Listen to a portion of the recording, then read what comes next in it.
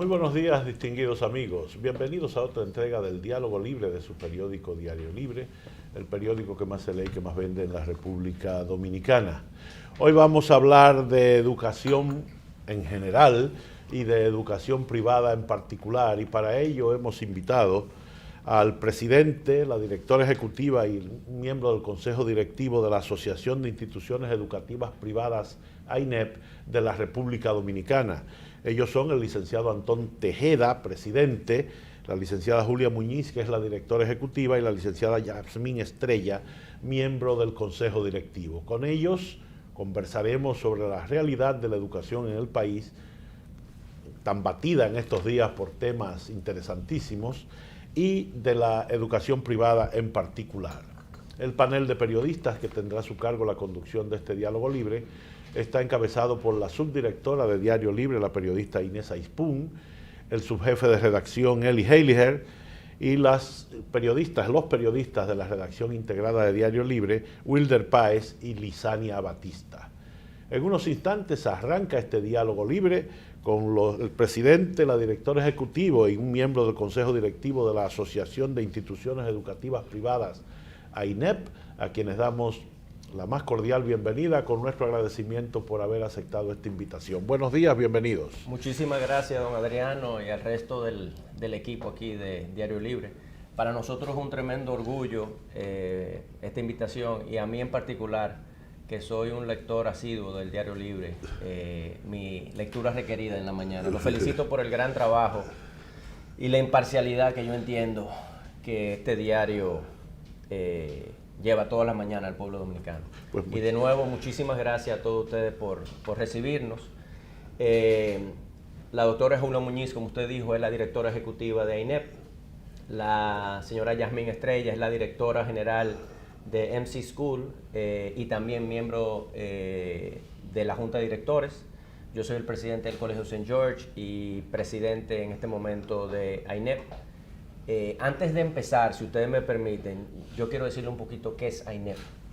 Esa era la primera pregunta. Ok. Porque como muchas organizaciones gremiales que hay en la República Dominicana, parece que siempre hay 10, 15 asociaciones que representan. Entonces la pregunta es, ¿a quién ustedes representan? AINEP es una asociación que inició como la coalición de escuelas del Distrito 1503. El Distrito 1503 es el mayor distrito escolar en la República Dominicana, que básicamente es esta área. Nosotros nos dimos cuenta bastante temprano que si queríamos tener una real representatividad y un termómetro de qué es lo que está pasando en la educación nacional, teníamos que tener representatividad de las otras ciudades, de los otros distritos, pueblos, etcétera. Y hoy en día AINEP tiene una membresía de aproximadamente 500 y pico de colegios privados, desde Jarabacoa a Santiago, a La Vega, a San Pedro de Macorís, San Cristóbal, Baní. Y hemos venido haciendo un trabajo bastante arduo de conseguir el apoyo y la representatividad de estos colegios. Cuando la gente piensa en colegio privado, desafortunadamente, piensa en los colegios elite. Y de 3,000 y pico de colegios privados que hay en la República Dominicana, el 1% son los colegios elite. O sea, el colegio elite no es una representatividad real de lo que está pasando en la educación privada en este país. Y hay que estar claro de eso. Por lo tanto, AINEP se ha abocado a tratar de tener una representatividad realmente digna de lo que es la República Dominicana hoy en día y de los servicios que ofrecen los colegios privados en los diferentes pueblos y cosas así. Entonces eso es algo que nos da mucha satisfacción porque es algo que distingue a AINEP. Otra cosa que distingue a AINEP es la institucionalidad. Nosotros tenemos una directora ejecutiva, nosotros todos somos educadores a tiempo completo. No tenemos tiempo realmente para crear política o para darle seguimiento a las políticas educativas que estamos promoviendo, nuestra participación en el Ministerio de Educación, etc. Y por eso es que ha sido esencial, yo diría, para el éxito de AINEP, tener a la doctora Julia Muñiz, que es una abogada especialista en menores, ¿no? Y eso también nos da a nosotros la capacidad de consulta, ¿no? Porque como hablaremos hoy vamos a ver que este es un sector que está altamente regulado por diversos sectores, diversas leyes, y es un tema complejo. Entonces, y aparte de eso tenemos una junta de directores compuesta por 9 personas, de esas hay algunas de Santo Domingo, tenemos miembros de Santiago en la junta de directores, de San Pedro de Macorís y de La Romana. Estamos trabajando con algunas otras instituciones, queremos tener un poquito de representatividad del sector católico. Esta asociación fue iniciada en su momento, el primer presidente fue el padre Héctor, que era el director del Calazán en su momento. Luego pasó por aquí de la presidencia el señor Rafael Rodríguez, que es el presidente de Luis Muñoz Rivera. Posteriormente la señora Belén Pou, que es la directora general del DECROLI. Y ahora me encuentro yo en esta posición. Entonces, hay muchas instituciones educativas, representativas locales, qué sé yo, en Santiago está... Sí, en diferentes localidades hay diferentes asociaciones. Nosotros tratamos de trabajar con todas ellas, no somos excluyentes. Y lo que estamos tratando realmente, yo lo digo cada vez que tengo la oportunidad de sentarme en el Ministerio de Educación, aunque usted dijo que nosotros vamos a hablar de la educación privada, ciertamente eso es lo que nosotros hacemos. Nosotros estamos preocupados por la educación en la República Dominicana. Y la educación en la República Dominicana contempla ese 25, 20, 22, 23% que es el sector educativo privado, pero hay un 75% también que es la educación pública. Y al final del día, las políticas que diseña e implementa el Ministerio de Educación, que van orientadas al sector público, son aplicadas al sector privado. Y eso es uno de los temas que a través de los últimos 6, 7, 8 años hemos venido colaborando y trabajando con el Ministerio de Educación, porque esa camisa que se diseña para el sector público no necesariamente le sirve a la medida al sector privado, porque son temas diferentes, ¿no? ¿Cómo se dicen? Challenges, son retos diferentes que el sector educativo privado conlleva. Entonces, ese es un poquito de un briefing rápido de lo que es AINEP. Yo le quería preguntar, porque originalmente la mayoría de los colegios privados eran colegios religiosos, creados por órdenes o de monjas o de sacerdotes. Sí. ¿Cómo está la mezcla ahora? ¿Quieres contestar tú, Julia? Bueno, básicamente sí, ya es un sector muy heterogéneo. Como mismo usted dice, en un principio se creaba bajo... Nosotros siempre denominamos que el sector privado se creó como el brazo operativo del sector público por las carencias que en determinado momento había de espacio físico a nivel nacional. Entonces, en diferentes localidades se va creándose de la mano con el Estado, pues ciertas instituciones educativas. Luego, de ahí ya se van creando más, se va abriendo la diversidad, tanto el tema cristiano, laico, al monolingüismo, al bilingüismo, es decir, la educación va evolucionando y asimismo ha ido evolucionando el sector educativo dominicano y ha ido ampliando la oferta académica, que eso es lo que hace que nuestro sector sea tan heterogéneo, porque muchas veces cuando se hace algún tipo de opinión se habla a modo generalizado, sin embargo no se va al corazón de esa institución y se valida realmente si es la misma oferta académica que puede tener el próximo o con el que se pudiese estar haciendo la comparación. A nivel nacional, hasta hace aproximadamente 3 años habían 4.333, ya luego con las diferentes inversiones que se han hecho en infraestructura y los concursos docentes, pues ha habido una migración de la población estudiantil hacia el sector público y ya el sector ha bajado y estamos entre un 22 y un 20%. Esto realmente ha afectado mucho a instituciones, principalmente en las provincias, que han ido cerrando sus puertas por la migración de la población. Pero alguien ha dicho que a raíz de los problemas de la escuela pública, muchos de esos estudiantes están volviendo a los colegios privados. Sí, eso es algo que también ha pasado, porque en determinadas ocasiones se ha creado el producto de la tanda extendida. Sin embargo, la tanda extendida no trae consigo una carga educativa o un programa lo suficientemente robusto para mantener al estudiante comprometido o enfocado en un proyecto. Entonces, cuando el estudiante no se encuentra realmente desarrollando la creatividad que tiene normal por su edad de crecimiento y desarrollo, pues obviamente suceden este tipo de situaciones, y se ha dado el caso de que han retornado y han empezado a regresar, pero ya aquellas instituciones instituciones que han cerrado sus puertas, pues han cerrado. Claro, claro. Doña Inés. Ha habido una manifestación bajo el lema "Con mis hijos no te metas" frente al Ministerio de Educación. ¿Cuál es la postura de AINEP en este tema? Bueno, mira, yo creo que no hay que decirlo, ¿no? Es un tema complejo. Y todos lo sabemos. Y es un tema que altera los pensamientos y las opiniones de cada individuo. AINEP, a diferencia de otras instituciones, nosotros tuvimos mucha presión de la membresía para opinar, y opinar inmediatamente salió esta normativa.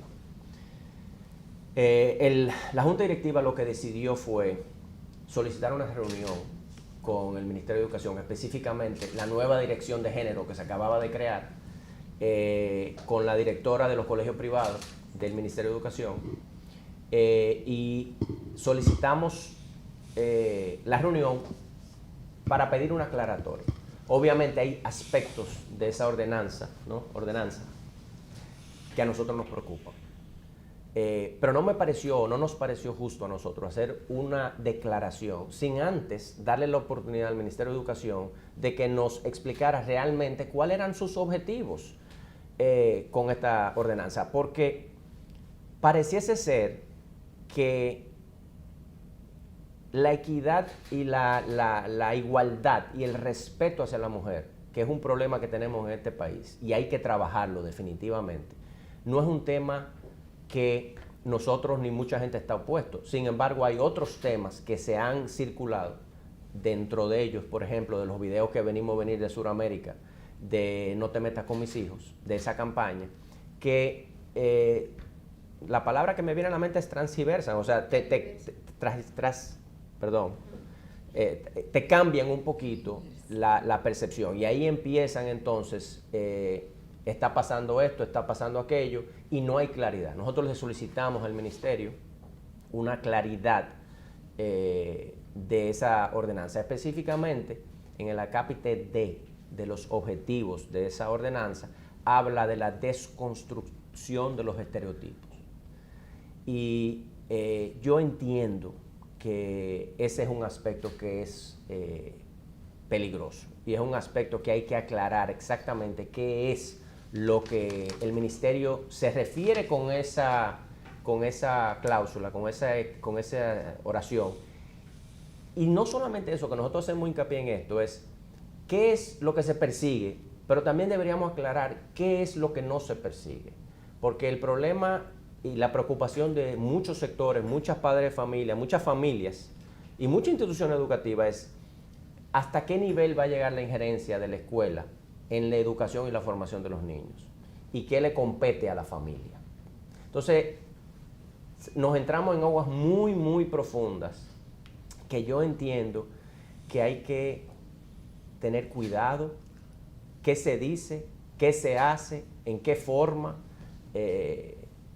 Nosotros estamos muy acostumbrados a respetar la diversidad y a respetar el individuo. Yo digo que esa palabra desconstrucción suena mucho a destrucción. Entonces, cuando tú hablas de destruir, la gente lo que le viene a la mente es destruir valores tradicionales. Mi pregunta es, o nuestra pregunta es, bueno, ¿por qué hay que destruir algo para construir el respeto de otro sector? ¿Por qué no pueden haber los dos? ¿Por qué no podemos hablar en términos de una construcción para ambos? Para aquellos, esa minoría que se siente irrespetada, que no se siente valorada, pero también respetar los valores tradicionales existentes. Entonces, yo creo que es un poquito el uso de las palabras. Psicológicamente, esa palabra como desconstruir, destruir algo que ya para un sector de la sociedad dominicana son valores tradicionales importantes. No solamente de la sociedad dominicana. Es decir, para construir la nueva familia a la que aspira mucha gente, no hay que destruir la familia vieja. Esa es mi opinión. Pero el término general de esto puede implicar eso, y yo creo que ese es el peligro. Aunque no sea. Pero la forma tan amplia en que está construida la frase, cabe todo. Sí, y en Diario Libre, perdóneme que le interrumpa, editorializamos sobre otro aspecto muy importante. ¿Quién va a enseñar esto? Ese es un punto importante que Sumamente importante. Sumamente de la importante. asociación hemos conversado. También la orden departamental tiene oportunidades de mejora en su redacción. Queda muy ambigua, habla sobre tópicos muy al aire y como usted mismo dice, perfecto, vamos a crear una metodología, pero primero vamos a desarrollar cómo la vamos a implementar, con cuáles actores nosotros contamos y cómo la va a recibir la población. Y como decía el señor Tejeda, la parte de cuál es el rol que va a jugar la familia. ¿Tú tienes un aporte de eso? ¿Cuál es el rol que juega la familia y cuál es el rol que juega la escuela? Porque indudablemente nosotros como escuela tenemos un rol académico, educativo, pero a la vez somos copartícipes de los padres. Tú eliges la escuela que tú entiendes que satisface lo que son los valores que tú desde el seno familiar promueves para que esa escuela dé continuidad a los mismos. Entonces trabajamos en un engranaje y es sumamente importante que tanto la institución de la familia como la institución de la escuela estén a la par y estén de acuerdo en todo lo que se vaya a hacer desde la escuela. Entonces, a nivel del ministerio, como decía el señor Antón, es de suma importancia que se aclare qué es lo que se va a determinar por medio de esta ordenanza y cuáles son los pasos que debe seguir el ministerio para implementarlo, porque esto va a llevar consigo una elaboración de un currículo para implementar en las escuelas desde temprana edad. Entonces, nosotros como AINEP entendemos que es de suma importancia que se aclare y se comunique, pero que se aclare incluyendo a todos los sectores de la sociedad que deben participar en esto y sobre todo los padres. Muy bien. Don Eli. Sí, fíjense, el sector público ahora mismo está haciendo un gran esfuerzo en preparar a los profesores. Hay diversas instituciones, hay programas con universidades, especialmente en asignaturas como matemáticas y lengua española. Yo quiero preguntarle, ¿cuál es la política que tienen los colegios privados al momento de seleccionar a los profesores? ¿Se nutren de eso que prepara el Estado o ustedes tienen algún tipo de academia para prepararlo? Mira, yo quiero empezar contestando tu pregunta, que es una excelente pregunta, de la siguiente manera. El profesor es el eje esencial de la educación. Tú puedes tener una gran institución educativa, un plantel físico, buenísima tecnología. Si tú no tienes un buen profesor, el sistema colapsa. Vamos a empezar por ahí. El Ministerio de Educación, a través de el ISFODOSO y el ENAFOCAM, están haciendo, yo creo, una muy buena labor en la preparación de los profesores. Mucha gente no entiende cuál es la diferencia entre el ENAFOCAM y el ISFODOSO. El ISFODOSO prepara personas que quieren entrar al magisterio. El INAFOCAM reentrena o entrena o desarrolla profesionalmente personas que ya están en el magisterio. Esa es la diferencia, ¿no? El ISFODOSO es un instituto superior. Entonces están haciendo, yo creo, una muy buena labor. Tienen unos programas muy interesantes. Usted sabe que ahora está el Maestro de Excelencia, el proyecto que está llevando a cabo el INAFOCAM para que no cualquiera pueda entrar a la carrera del magisterio. Tenga que tener ciertos requisitos, tiene que pasar ciertos exámenes. Y eso nosotros entendemos que es positivo, porque se tiene que valorizar la labor del maestro. Yo creo que se ha perdido un poquito el valor y el respeto al maestro. Y tenemos que volver un poquito hacia atrás, hacia la vieja escuela, y volver a que ese es un tema de respeto. El sector educativo privado, en su mayoría, tiene sus propios entrenamientos, que lo hacen in-house, o sea, lo hacen en los mismos colegios. Muchas veces las mismas editoriales que surten los libros dan entrenamientos de cómo utilizar esos libros o metodologías para el entrenamiento.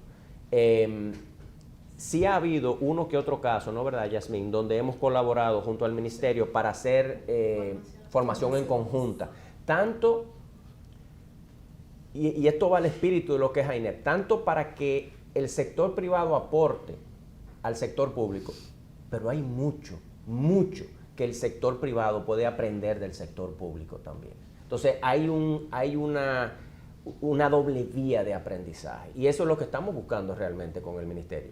Obviamente muchos de los colegios privados no tienen los recursos con el cual cuenta el Ministerio de Educación. Entonces el nivel de entrenamiento, la masividad de ese entrenamiento para el sector público es mucho mayor que en el sector privado. Y por eso buscamos a veces hacerlo en colaboración. Yasmín, yo no sé si tú quieres añadir algo. Hay una parte importante de la pregunta que usted hace sobre esos especialistas en área, que creo que iba por ahí su pregunta, de gente que enseñe matemática, gente que enseñe lengua y quién los forma. Hay una necesidad imperante por ese profesional que esté enfocado en las áreas. Cuando nosotros hacemos nuestra selección de maestros, nos fijamos que si yo voy a poner un maestro que dé matemáticas, ese maestro domine el área de matemáticas. Como hay una necesidad de formarlos, entonces se están empezando a contratar especialistas de otras áreas, como por ejemplo ingenieros que puedan dar matemática, física, química. Entonces, esos maestros se les requiere una habilitación docente. Actualmente, las habilitaciones docentes, según yo tengo entendido, el Ministerio de Educación Superior las está revisando para que si tú quieres dar matemática o ciencia, tú te especialices en esa área. Porque cada área de enseñanza tiene sus particularidades y es de suma importancia capacitar a los maestros en esa área. Muy bien. Wilber.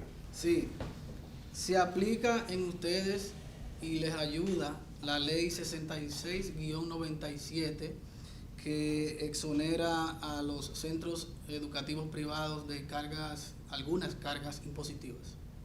Déjame yo contestarte esa pregunta. Mira, y qué bueno que estamos hablando de la ley, porque nosotros queríamos traer a colación también el tema de la Constitución en la República Dominicana. Cuando uno representa 540 colegios, hay un poquito de diversidad de opinión, como ustedes se pueden imaginar. Estratos socioeconómicos muy diferentes, necesidades y realidades muy diferentes. Y lo que a nosotros nos ha funcionado, cuando en la misma junta de directores tenemos un argumento, es ¿qué es lo que dice la ley? ¿Qué es lo que dice la Constitución? Y vamos a tratar de basarnos de aquí y orientarnos por ese camino. La ley 6697 es una ley 6697. Sí. Es una ley vieja, 97, que necesita ser modificada. Hay algunos aspectos de esa ley que son excelentes. Uno de mis profesores fue uno de las personas que la redactó y realmente una persona que conoce mucho, pero ya hay que modificarla. La ley 6697 no exime, no excluye a los colegios privados de pagar impuestos. Eso no es correcto. La ley 6697 lo que dice es que las instituciones educativas, y no hace diferencia entre público y privado, pueden importar materiales educativos sin pagar aranceles y TEBI. Eso no está funcionando y nunca ha funcionado. Uno hace una importación, somete la exoneración a aduanas o Hacienda o a la institución que sea y se toma tanto tiempo que te sale más caro el almacenaje en el muelle que traer pagar el impuesto. Que pagar el impuesto. Entonces, nosotros de hecho estamos trabajando un protocolo con Hacienda porque entendemos que ese es el tipo de cosas que pudiera ayudar a los 540 colegios. Muchas personas no entienden que algunos colegios privados son instituciones sin fines de lucro. Por ejemplo, se me ocurre el Babeque. El Babeque es una institución sin fines de lucro. Pero hay una gran mayoría de los colegios privados que son SRL, son instituciones de lucro. Y por lo tanto pagan ITEBI, pagan impuestos sobre la renta, pagan seguridad social, pagan Infotep, pagan impuestos a los préstamos que reciben en los bancos. Es decir, es una empresa una empresa privada. Y yo quiero destacar aquí, volviendo a la realidad dominicana, educativa privada, que no es aquí en Piantini. Muchos de estos colegios privados son mamá y papá, en general manejados por la madre. Son empresas familiares muy pequeñas que no tienen o no cuentan con un aval, un apoyo realmente, que es lo que está tratando de crear AINEP, esa vía de poder tener ese diálogo con el ministerio, con Hacienda, con aduanas, porque la ley 6697 se aplica en su totalidad para ciertos aspectos, pero no para otros. Nosotros entendemos que la ley es la ley y la ley se debe aplicar en su totalidad. No entendemos por qué se está haciendo selectivo en las aplicaciones de los diferentes normativas. Obviamente la experta en la ley aquí es Julia. Julia, no sé si tú quieres añadir algo a eso. Pues mira, en el 2017 nosotros preparamos un estudio, porque es que la sociedad suele pensar que nosotros no pagamos impuestos o que recibimos terrenos producto de donaciones, y no es así. Incluso dentro de la DGI no hay una categorización. Nosotros somos una SRL tal cual, y tenemos la misma carga impositiva. Entonces, nosotros preparamos un estudio donde demostrábamos que solamente el 4% de la muestra que se realizó dentro de nuestra membresía era una ONG. Luego, el 96% son sociedades comerciales que tienen un impacto, como por ejemplo el impacto del ITEVIS, que es un servicio que tú pagas, un impuesto, perdón, que tú pagas, sin embargo tu servicio no está grabado, entonces se te vuelve un gasto. No se puede compensar. Exactamente, no tienes cómo compensarlo. Tienes esa problemática también dentro del marco de la ley, que te dicen, bueno, puedes importar, pero entonces al momento que vas a importar te sale más caro el almacenaje, pues entonces lo vas descartando. Realmente no existe en República Dominicana un régimen impositivo para el sector educativo privado. Un régimen impositivo especial no existe. Porque el caso de los colegios, sin intentar ser despectivo, de barrio, el colegio privado de barrio, es el resultado de dos maestros o de un maestro que salieron del sector público o del sector privado, o sea, sí, se instalaron en una casita en ese lugar para servir una necesidad. Eso es así. Muchos comenzaron con los niños llevando su sillita. Así es. Debajo de una mata. Y debajo de la mata. Ese fue el caso de un colegio que visitamos en La Vega, que tiene la tanda extendida y todo eso, tiene 1000 y pico de estudiantes, y el señor es un educador de, qué sé yo, 70 años de ejercicio de magisterio, y así fue como él empezó, porque él me hizo el cuento. Yo en mi casa venían los muchachos con sus 3 sillas, yo tenía 3 muchachos y hace 70 años así empecé, y ahora está él, está su esposa, sus 3 hijas, los esposos de las hijas, y todo el mundo. Uno maneja operaciones, uno maneja finanzas, seguridad, desarrollo de los profesores. Es un ejercicio familiar. Ese colegio es realmente un lindo ejemplo de lo que ha pasado en el sector educativo privado. Lisania. Bien. Ahorita hablaban sobre muchos colegios privados que han desaparecido a raíz de la tanda extendida. También me gustaría que abundaran un poco más cómo escogen a su personal docente para mejorar la calidad de la educación del país y cómo están en términos salariales, porque también en el sector público ha mejorado bastante el salario y ya muchos profesores del sector privado quisieran trabajar en el público. Esa es la realidad. Mira, el 4% ha tenido un efecto importante. Creo que todos sabemos aquí que se inició con la construcción de las escuelas. Eso fue una inversión masiva. Entiendo que están haciendo inversiones ahora en temas de tecnología, el tema del desarrollo profesional y obviamente con los salarios. Especialmente si un profesor tiene la doble tanda, el ingreso se torna interesante.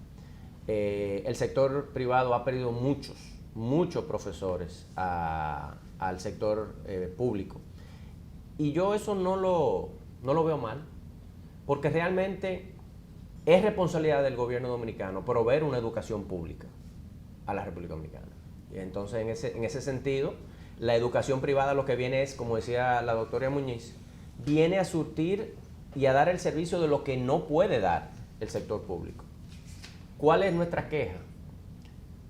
que se llevan nuestros maestros en noviembre, en octubre, en marzo, en medio de la tanda escolar, porque hacen un concurso o tienen una necesidad y van al maestro de sociales o de lengua materna y le dicen, mira, te vamos a ofrecer esto, y el maestro se va de la escuela privada y eso nos crea un problema. Nosotros hemos hablado repetidamente con el Ministerio de Educación solicitándole que por favor eso solamente se haga en el verano, en el tiempo de vacaciones, para que cuando un colegio empiece su jornada escolar no nos quiten los maestros, porque es muy, muy difícil, para no decir imposible, para una gran mayoría de las escuelas privadas competir con los salarios del sector público, que vuelvo y repito, nosotros lo vemos bien, qué bueno que están pagando buenos salarios a los maestros, porque esa es una forma de conseguir buenos maestros.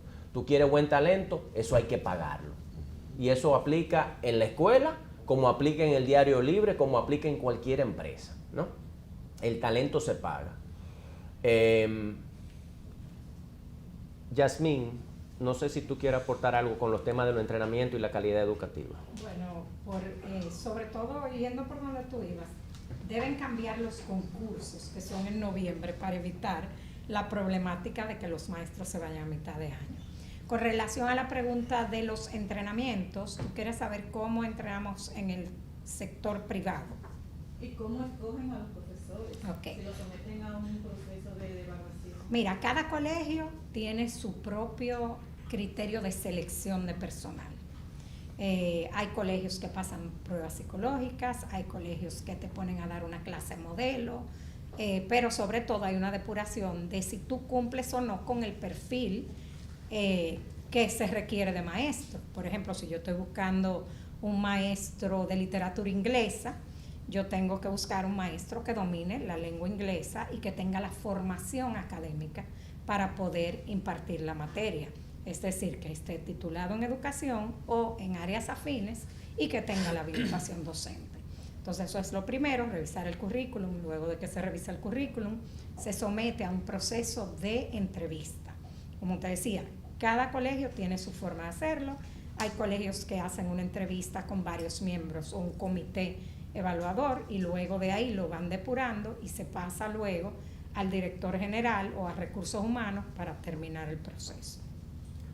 Yo creo que una realidad diferente de la República Dominicana con relación a otros países es que en aquellos países, uno piensa en los países desarrollados, el colegio privado era para la élite de la sociedad. Sí. Uno piensa en Eton School, ese tipo de cosas. Pero en la República Dominicana, a raíz de los problemas políticos de los años 60, hubo una migración de la escuela pública porque los papás querían saber dónde estaban sus hijos, que no estaban siendo bombardeados en una escuela porque estaban protestando por el tema de... Y eso floreció colegios de diferente calidad académica, con diferentes facilidades. Había algunos que tenían buenos locales, había otros que estaban instalados en un cuartico por ahí, aunque fueron evolucionando. Y por eso es lo que explica que cuando se hace evaluación educativa de rendimiento, los colegios privados que debieran salir allá arribota no salen tan altos. Y es simplemente por esa realidad dominicana de que el colegio no es elitista. Y ese es un fenómeno que no se ha observado en la sociedad dominicana. Yo creo que ese es uno de los mejores análisis que yo he escuchado en mis 10 o 12 años involucrado en este gremio. Perdón, Julio. No, y también un aporte a lo que ustedes decían. Hay que tomar en consideración que también cuando se hacen las muestras no son equitativas. El sector privado tiene una cantidad inferior a la muestra que se toma del sector público y sin embargo cuando se arrojan los resultados esa diferenciación no se presenta en la muestra. Entonces quizás por eso cuando se ven los parámetros se siente que no hay un aspecto que pueda marcar quizás un poco más la diferencia, pero es que también al momento de presentarse no se muestra y se dice, bueno, de la muestra privada sacamos el 22% y de la muestra pública sacamos el 78% y las personas suelen pensar que ha sido un 50-50 y no es así. Nosotros entendemos que hay una percepción y nosotros como educadores nos duele, a mí me duele, cuando no se valora la labor del maestro, no se valora la labor del educador, porque yo creo que eso te dice que las prioridades de nuestro país no están bien alineadas. Esa percepción de que el sector educativo privado es elitista es incorrecta, por la razón que usted explica, pero es una percepción y hay que vivir con esa realidad. Eso es lo que la gente piensa. También hay un aspecto sumamente interesante en lo que usted dijo. Básicamente, del 65 en adelante es que empiezan a formarse, para no decir la totalidad, yo diría una gran mayoría de las escuelas privadas en este país. Y como usted dijo al inicio de esta entrevista, el sector católico fue el que tenía ese servicio, ¿no? La Salle, Loyola, eran los colegios que proveían ese tipo de servicios. Y son 55 años, y lo digo porque yo nací en el año de la Revolución, esa es mi edad, 54, 55 años, la mayoría de estas instituciones trabajando. Y se han ido desarrollando, algunas han logrado unos muy elevados estándares educativos, a través de que, no es un misterio, señores, a través de procesos, a través de entrenamiento, a través de que esos profesores tengan sus maestrías. Tú vas a ser un profesor de matemática, ven con una maestría. Ya el tú ser un bachelor, un licenciado, no es suficiente para ser un buen profesor. Como tampoco es suficiente que tú digas, yo tengo una maestría y yo quiero ser profesor, porque no necesariamente se traduce al aula, ¿no? Buena gente, buenos procedimientos, un trabajo arduo de recursos humanos. Las operatividades de estos colegios es una operación de recursos humanos. Sobre todo, cómo tú tienes el talento adecuado, cómo los motivas. Ese comentario que hizo Yasmín al inicio también, la coeducación, la colaboración con la familia. Los colegios privados que tienen éxito son aquellos que tienen una APMAE, una asociación de padres, madres, amigos del colegio bien desarrollada y que está involucrada junto al colegio en la gestión educativa. No significa eso que se metan a decir, mira, nosotros no queremos que den exámenes o esto está muy duro, porque ya eso es extralimitando. Pero, por ejemplo, con este tema de la política de género, son temas que hay que discutirlo con tu asociación de padres y madres de tu colegio, para tú saber cuál es la perspectiva. Yo siempre uso la palabra, hay que tomarle el pulso a qué es lo que quiere la gente y qué es lo que está pensando la gente. Y nosotros por eso decimos que somos comunidades educativas. Cada colegio es una comunidad educativa que refleja los valores, los principios, las prioridades, las cosas que esa comunidad considera importantes. Y por eso es que yo entiendo que nosotros entendemos que la diversidad es importante. El respeto, ese respeto a lo tuyo, a lo que tú quieres ser, no tiene que necesariamente afectarnos a mí. ¿Por qué no puede haber un respeto mutuo? Y como educadores, esa es la voz cantante, eso es lo que repetimos una y otra vez, de que ¿por qué no puede haber un respeto a tu individualidad? ¿Por qué para yo respetar tu individualidad tenemos que destruir o atacar la mía?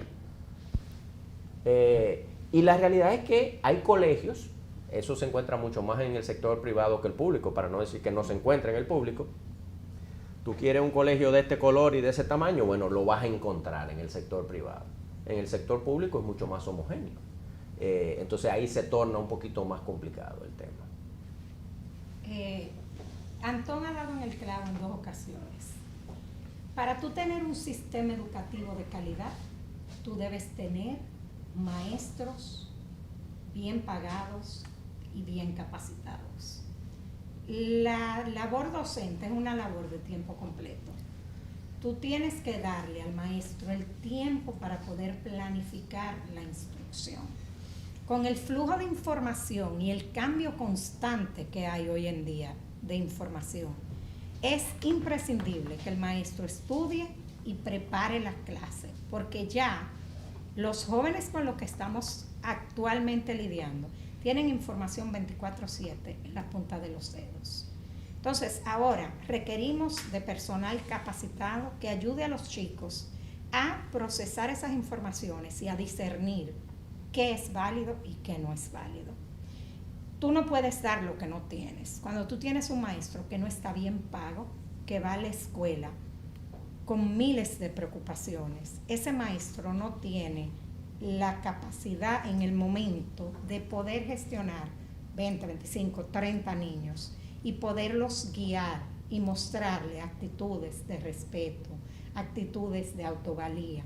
Entonces, un círculo vicioso. Entonces, aplaudimos las iniciativas del MINER de capacitar maestros, de mejorar la educación, de mejorar los salarios, pero es algo que hay que continuar trabajando.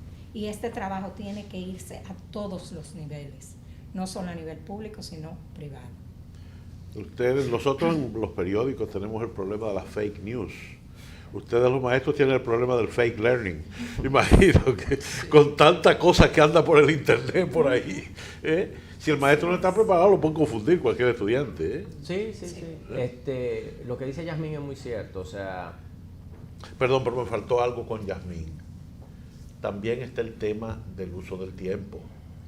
¿Cuántas horas de clase da el sector privado?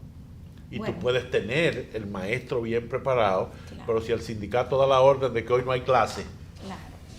Y eso varía de escuela en escuela. Por ejemplo, en los colegios privados tú puedes tener 35 periodos de clase a la semana, como puedes tener 37, como puedes tener 25, pero la realidad es que con las demandas curriculares que se ha impuesto ahora a nivel del MINER, es imprescindible tener un horario escolar que llegue más allá de la 1 del mediodía.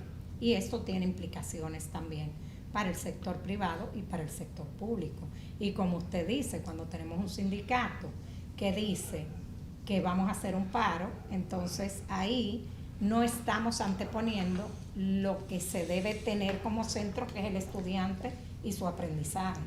Y para eso salió una nueva ordenanza que exige el cumplimiento del calendario escolar, de los horarios escolares. Entonces, es ser más respetuoso. Incluso creo que la ordenanza decía que independientemente de que otros sectores promuevan el no cumplimiento del mismo. Muy bien. El curso pasado terminó con unos informes sobre violencia en las aulas tremenda, ¿no? Sí. Fue muy preocupante, pero se centraban o parecían centrarse más en el sector público. En el sector privado no existe o son más reservados. ¿Qué pasa con el bullying? Que tampoco sale en los medios como en otros países. Mira, nosotros estamos sumamente preocupados con el tema de la violencia, pero no nos sorprende. Para nada, porque nosotros le avisamos al MINER que esto iba a suceder. Hace ya varios años, en el 2013, se aplicaron unas normas de convivencia, derivadas también en gran medida de sectores internacionales que presionaron para que estas fueran implementadas. Esas normas de convivencia, para yo darte un ejemplo,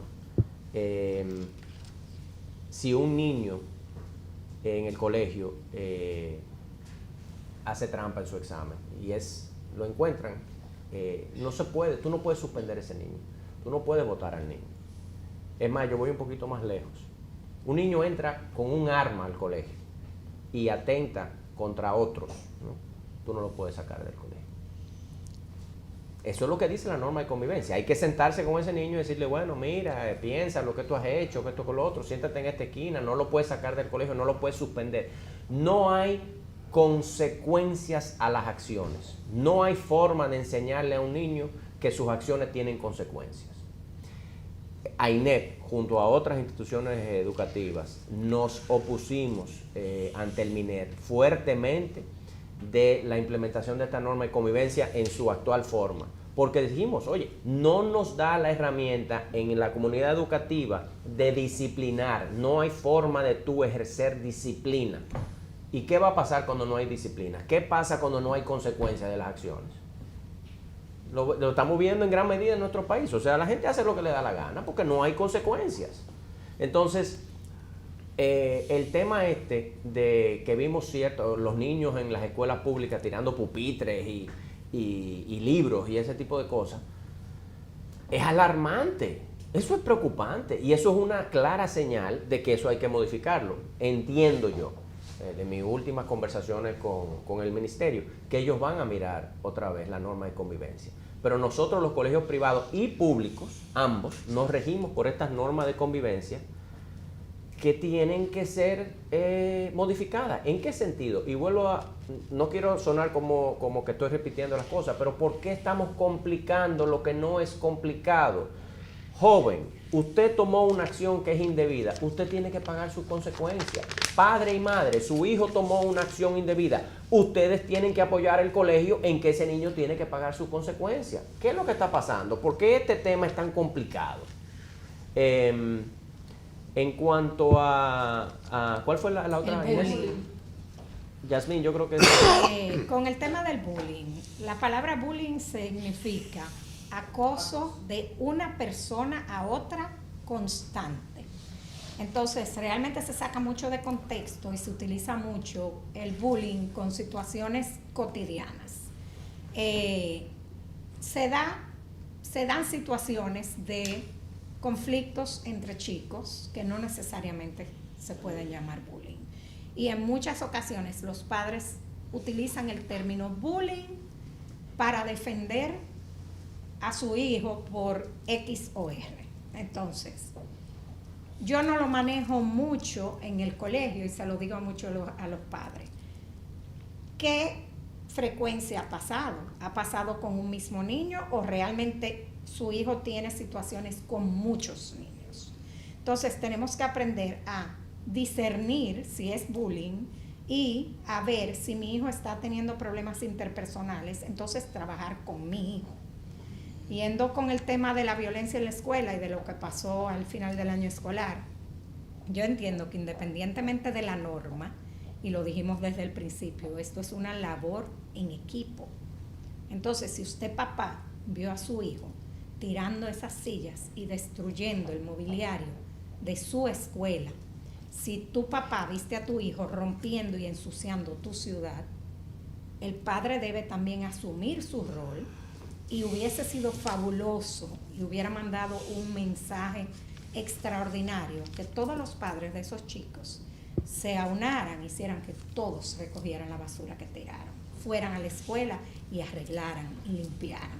Entonces, tenemos que unirnos, tenemos que dejar de ver que la escuela y los padres no estamos trabajando juntos.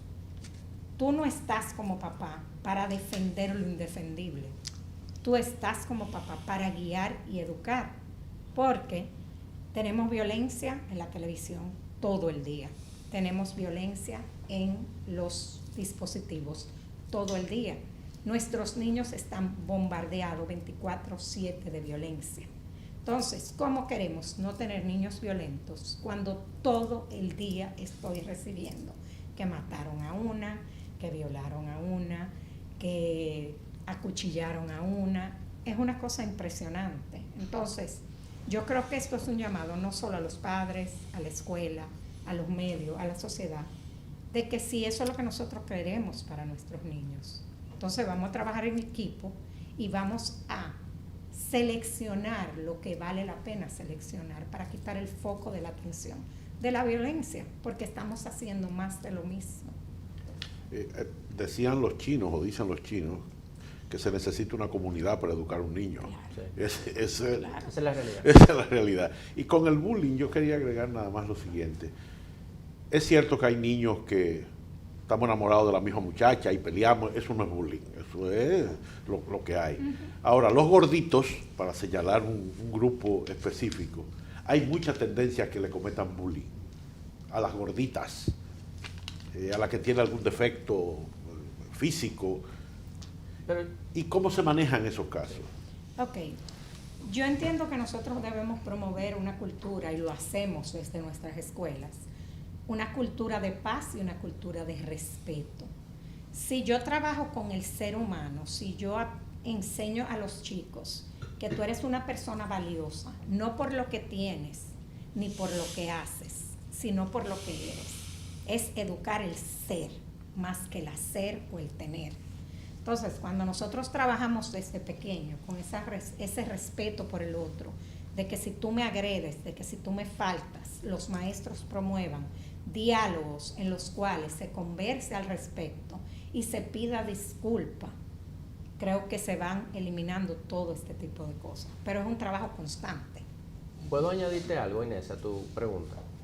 Hay un problema de bullying en el sector privado también. ¿Por qué? Porque son niños, lo que está diciendo Yasmín, no hay diferencia entre el niño en el sector público y privado, son niños. Estamos más preocupados ahora con el cyberbullying, que es un poquito más difícil de controlar porque en muchos casos sucede fuera del horario escolar. ¿Qué estamos haciendo en el sector privado? Se está trabajando en comunidad a través de los departamentos de psicología. Eso es un aspecto que hay que trabajarlo. Pero también es una oportunidad para tú sentarte con esa familia y ese niño a decirle, óyeme, ¿te gustaría que te trataran así? Volviendo un poquito a la a simplificar un poquito los procesos. O sea, muchas veces los niños son crueles y hay que enseñarles, ponte tú del otro lado, ¿cómo tú te sentirías? Pero es un trabajo que se tiene que hacer con el departamento de psicología, pero tiene otro nombre. Orientación. De orientación, de bienestar estudiantil. Vuelvo y repito, en colaboración con los padres y la madre, porque si nosotros le estamos diciendo, mira, está pasando esto, o hemos notado este comportamiento, y ese padre o esa madre no le limita el uso del celular o las redes o ese tipo de cosas, lo que nosotros construimos en el colegio se destruye en la casa. Entonces, es como empezar a hacer un castillo de arena todos los días. Es un poquito difícil, pero es un problema. Nosotros lo estamos monitoreando, lo estamos atacando, no lo estamos ignorando. No es decir, ay, no, aquí no pasa. Claro que pasa. Y muchos colegios privados lo tienen como una prioridad del Departamento de Bienestar Estudiantil. Los colegios privados necesitan tener esos departamentos de bienestar estudiantil, como espero lo tengan en el sector público, porque son las personas que están vigentes y viendo qué está pasando con esos niños. Y hay que atacarlo. No se puede ignorar. Don Eli. Miren, cada año hay a la comunidad de padres le surge un dolor de cabeza con los textos. Porque entienden que injustamente los textos son cambiados muchas veces cuando la ciencia aún no ha... O sea, no hay justificación para que se cambien algunos textos cuando la ciencia no ha avanzado tanto de 365 días a 365 días. Entonces, muchos padres entienden que en los textos vienen preparados ahora para que un estudiante de sexto grado al año siguiente un hermano de él no lo pueda usar. O sea, yo quiero preguntarle, ¿qué ustedes opinan o sea, los colegios privados se rigen por una política de texto del Ministerio de Educación o tienen la libertad de seleccionar los textos que ellos... En lo que tiene que ver con la generalidad, tenemos un currículo, sí nos asumimos a los textos que han sido aprobados en casas editoras de la mano con el ministerio. Ya cuando entras a un colegio que tiene quizás un sistema monolingüe, que tiene otra metodología, pues hay una apertura en cuanto a los libros. Mira, el tema de los libros muchas veces ha sido abordado, pero un factor que los padres tienen que entender es que nosotros no diseñamos el contenido de los libros. Y nosotros no somos que los aprobamos. Nosotros tenemos un currículum que el MINER nos otorga y nosotros debemos desarrollar, y dentro de la gama de textos que se encuentran disponibles y aprobados también por nuestro ente regulador, entonces seleccionamos los libros. No es algo en lo cual nosotros tenemos injerencia, no es algo en que nosotros tenemos tampoco un fin, sino... Mi currículum es yo veo cuántas opciones de libros hay y a partir de ahí hago la recomendación para poderlo implementar. Pero ya el hecho, yo siempre le digo a la gente, yo estudié con el libro de álgebra de Baldor de mi hermano, que me lleva 13 años. Pero ya esto también ha ido cambiando, porque si bien es cierto que los tiempos tal vez no cambian tan rápido, pero ya la educación no es la misma. Los procesos en materia de educación van muy rápido, se va innovando, se va cambiando. El mismo contenido al que tienen los jóvenes acceso a través de las redes, necesita que cada año se vaya actualizando los contenidos que se van a impartir, pero es necesario que se sepa.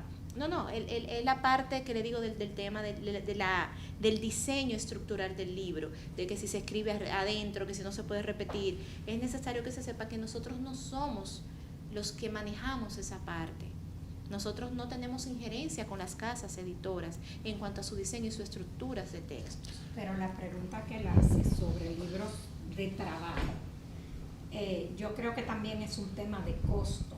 Por ejemplo, cuando tú tienes un libro como Baldor, como los textos que usamos en las escuelas monolingües, que son textos de carátula dura y que no se trabajan dentro, pues ese libro tiene mayor duración, obviamente. Pero cuando tú tienes un libro de trabajo, ese es un libro que todos los años hay que reponer porque es un libro de trabajo.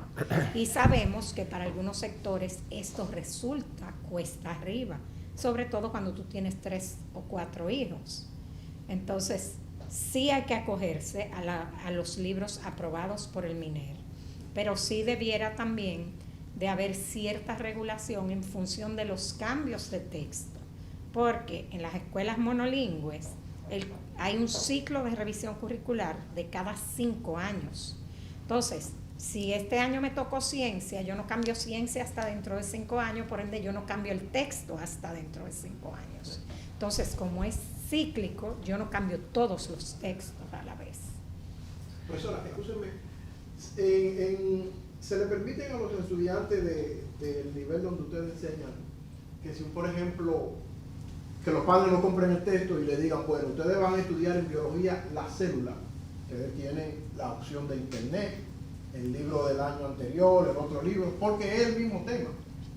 ¿Se le permite a los estudiantes, a los padres? Mira, hay una tendencia en algunas escuelas a trabajar sin libros, porque entendemos que en los medios digitales está todo. Entonces, tú le puedes dar la apertura. Ahora, que tú haces en una escuela, un colegio, donde los chicos no tienen en su casa los medios digitales? El libro es un recurso. El currículum es en base a lo que se enseña. Tú puedes usar cualquier recurso. Ojalá pudieran ir a las bibliotecas e investigar, porque lo que queremos desarrollar... Ojalá hubiera biblioteca. Exacto. Pero te digo... Volviendo a lo básico. Sí. Volviendo a lo básico. Pero tú le puedes dar apertura al estudiante, pero para eso tú requieres de un maestro que tenga la capacidad de guiar esos aprendizajes y guiar a esos estudiantes a buscar informaciones relevantes y con diferentes fuentes. Entonces es muy complejo realmente. No quiero que se me termine la hora sin preguntar sobre el tema de los costos. Los padres se viven quejando de que se aumenta todos los años, que a veces los aumentos no son proporcionales. ¿Cómo han manejado ustedes el asunto? Mira, nosotros, primero, otro tema que mucha gente no sabe es que los aumentos de los colegios privados tienen que ser autorizados por el Ministerio de Educación. O sea, no hay una ley, no hay una normativa, no hay nada que diga el aumento va a ser tanto o no puede haber aumento. Si ese colegio tuvo inversiones en planta física, desarrollo profesional, contratación de nuevos profesores y puede justificar ese aumento, entonces no hay ningún problema. Generalmente nosotros lo que recomendamos a nuestra membresía es júntense con su asociación de padres, explíquenle a la asociación de padres, sentado en una mesa, en un diálogo, esto es lo que yo he hecho, estoy mejorando mi departamento de matemáticas y he contratado a X o Y persona que me va a costar más dinero porque tiene esta preparación. Hice una cancha. ¿Tú me entiendes? Entonces hay que tener un diálogo. Yo lo que me pregunto, y esto es una pregunta que les hago a ustedes inclusive, o sea, aquí acabamos de decir hace una hora que necesitamos valorar el trabajo del maestro, que el maestro debe ser remunerado. El 70% del costo de operar un colegio son la nómina. Para acabar pronto, 70%. Entonces, si tú no tienes buenos recursos, estamos compitiendo con el Estado que usted mismo, doña Lizaña, dijo que está pagando más que el sector público, privado. Entonces, es virtualmente imposible. Si la luz sube, si el combustible sube, si los impuestos suben, ¿qué hacemos? Si el TSS sube, si las prestaciones laborales hay que considerarlas. O sea, para una operación que es altamente concentrada con el tema de recursos humanos, como yo dije al inicio, es cualquier movimiento de eso afecta la operatividad de un colegio. Eso dicho, ¿hay colegios que abusan? Yo me imagino que sí.